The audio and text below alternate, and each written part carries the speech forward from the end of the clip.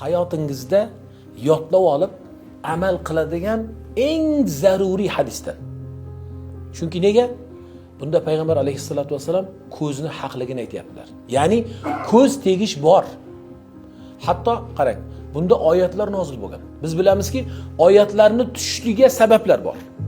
Hadislarni aytilishligiga sabablar bor. Mana u aynan Qalam surasi, Nun surasi bor-ku. Nun surasi, Qalam surasi 51-oyat, eslab qoling. A'udhu billahi minash shaytonir rajim. Va in yakadu allazina kafaru la yuzliqunaka bi absarihim lamma sami'u dhikra wa yaquluna innahu la majnun.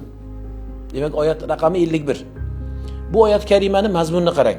Va kofirlar zikrni, ya'ni Qur'onni eshitayotganlarida sizni ko'zlari bilan toydirmoqchi bo'ldilar. Ko'zlari bilan toydirmoqchi bo'ldi nima deganligi? Ko'zi bilan otmoqchi bo'ldi. Biz hozir nima hamma tushunadigan tilda aytsak, otibdi uni deydi-yu. Ko'zi borlarni odatda hozir bizda yana u palonchini otib qo'yibdi-da deydi. Haqiqatda bu o'q.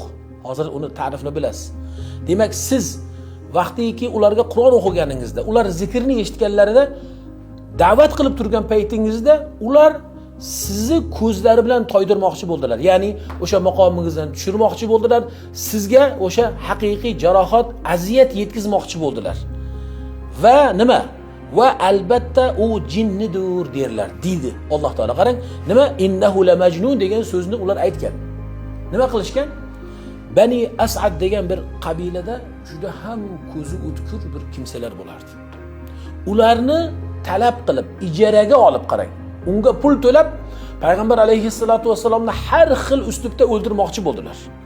Yolg'onchi, majnun deyishlardan tashqari hatto sehr ham qildilar yahudlar.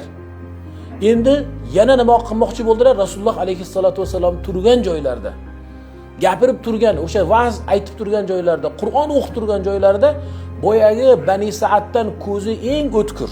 U shunaqa ediki, bir molga qarasa tibirlab o'sha vaqtida cho'kib o'lardi.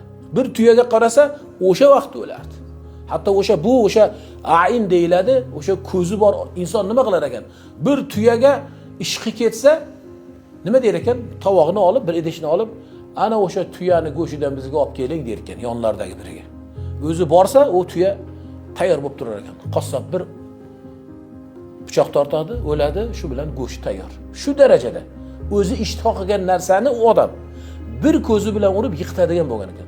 Endi Rasululloh alayhissalatu vasallamni ham mana shunaqa qilib ko'zlari bilan o'ldirmoqchi bo'ldi. Ko'z o'ldiradi. Payg'ambar alayhissalatu vasallam so'zlari. Bu ko'zni haqligi qancha insonni go'rga, qabrga va qancha tuyani qozonga tiqdi dedilar. Demak, bu oyatni ko'rdingizki, sababi nuzul ham shu. Bu yerda kofirlarni o'sha payg'ambar alayhissalatu vasallamni ko'z bilan halok qilmoqchi bo'lganliklarini Alloh kashf qilib aytib qo'yapti. Tushunarlimi? Ko'z demak bizni nima dinimizda bor ekan, buni inkor qilinmas ekan. Bu odatda o'sha Alloh taolo ba'zi bir insonni fitratida yoki ba'zi bir insonni vujudida qiladi. U qaraydi va qaraganda o'sha qaragan yoki manzur deyiladi. Qaragan narsasiga uni zarari yetadi. Shuning uchun ham bu aynni, ko'zni ta'rifida aytibdilarki, sihamun debdilar. O'qlar deyapti. O'q bu. Shuning uchun ham otib qo'yibdi deyiladi-da. Bizning qavmimiz otibdan uni deydi. Sihamun qarang, yakhruju min aynil hasidi, qarang, yoki va min aynil aini deydi. Ko'zi bor odamni, ayniqsa hasadchi, o'sha ichi yonib birovlarni ko'rolmaydigan bir kimsani ko'zdan chiqib, boyagi qaragan inson bo'lsin u, hayvon bo'lsin, hatto daraxt u tosh bo'lsin, temir bo'lsin. Mana u samolyotni tushirganlar bor. Uchib ketayotgan samolyotni, voh, buncha go'zal ekan yoki bu tekis uchar ekan desa, tushib ketganlari bor. Shu ko'zni ta'siridan, hasadchini ta'siridan. Demak, u bir o'q bo'lar ekan, bizga ko'rinmaydi. Ammo qaraganini yiqitadi. Qaraganini nima qiladi? Halok qiladi. Payg'ambar alayhissalatu vasallam bizga bu so'zlarni aytishlari, xo'p, ko'zni haq dedilar, demak undan saqlaning deyaptilar. Tushunarlimi? Ko'zni haqligini bildikmi? Endi beparvo bo'lmaymiz. Ko'z bor ekan. Ko'zdan saqlanishlik uchun endi ulamolar bizga irshod beradi. Nima qilib ko'zdan saqlanamiz? Birinchi, qurollanamiz. Nima u qurollanish? Eng osoni 3 ta qul. Mau'izat deyiladi. Ixlos, falaq, nasni har o'qiganingizda 3 martadan takrorlab o'qib, o'zingizga dam solasiz. Erta azonda o'qiysiz yoki qaysi bir jamoatga kelyapsiz, u yerda o'qiysiz. Muhimi mana shuni erta yoki kech o'qib yurasiz. Birinchisi demak, ko'zdan saqlanishlikning birinchi holati bu nima qilishlik? Inson, mo'min, musulmon qurollanib yurishlik. Bunga jiddiy qaraylik. Jiddiy qaraylik, beparvo bo'lmaylik. Men namozxonman-u demang. Tushunarlimi? Ehtiyot bo'ling. Zikrni qiling. Asosan birinchisi nima? Qurollaning. Qurollanishlikda nima bilan qurollanamiz?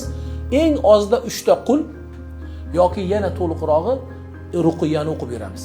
Ruqiya oyatlari. Ruqiya oyatlarining ham eng osonini aytay sizga. Ertalab ozonda turganingizda bomdod namozingizdan keyin Fotihani bir marta o'qiysiz. Alif lam mim. Baqarani avval 5 oyatni Muflihungacha bir marta o'qiysiz. Keyin o'rtasida Baqarani o'zida oyatul kursini o'qiysiz. Maylimi? Keyin nima qilasiz? Amanar Rasuldan so'ngigacha o'qib qo'yasiz. Shu. Keyin borasizda 3 qulni o'qib qo'yasiz. Mana shuni doim virt qilib, mana shunaqa ko'zdan, hasaddan saqlanishlik uchun o'qib yurasiz. Va buni bolalaringizga ham o'qiysiz. Payg'ambar alayhissalatu vasallam doimo Hazrati Hasan Husanlarni mana shunaqa o'qib suflab qo'yardilar. Alloh taolodan ularga keladigan yomonlikdan panoh so'rardilar.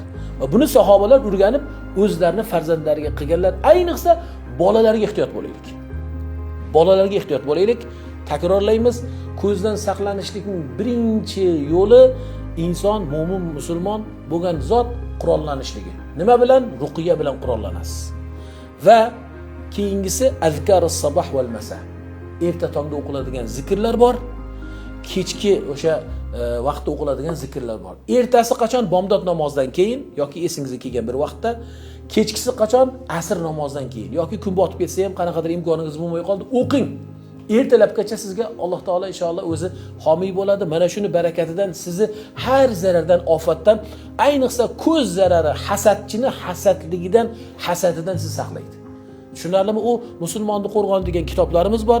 Unda inshaalloh avvalda yodlamasangiz qarab o'qing.